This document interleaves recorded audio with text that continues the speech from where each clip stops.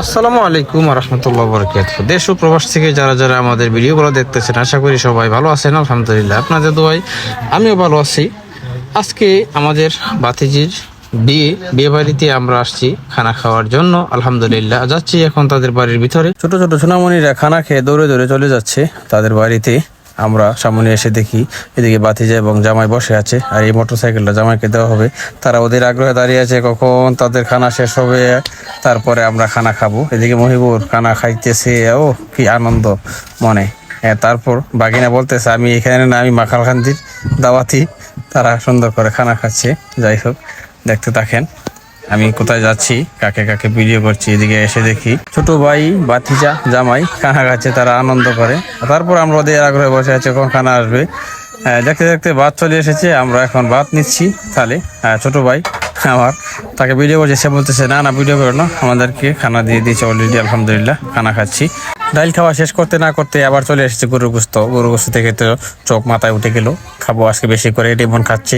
আর video করলাম, ও guys আমি খাচ্ছি, কি সুন্দর করে দেখেন আমার চাচা একটু অভিনয় করে কীভাবে খাওয়া দেখাই দিল আপনাদেরকে। রাকিব খাচ্ছি। তারপর দেখা যায় অনেক বৃষ্টি চলে এসেছে আমাদের খানার মধ্যে। খানা খেয়ে শেষ করে আমরা দাঁড়িয়ে অপেক্ষায় আছি, বৃষ্টি সারলে আমরা চলে যাব। বৃষ্টি ছেড়েছে একটুখানি, আমরা তারপর এখান থেকে বের হয়ে চলে যাচ্ছি সামনের দিকে। রাকিব মোবাইল নিয়ে সে একটু ভিডিও করলো, আমি একটু হেঁটে হেঁটে সামনের দিকে চলে গেছি আগে আগে।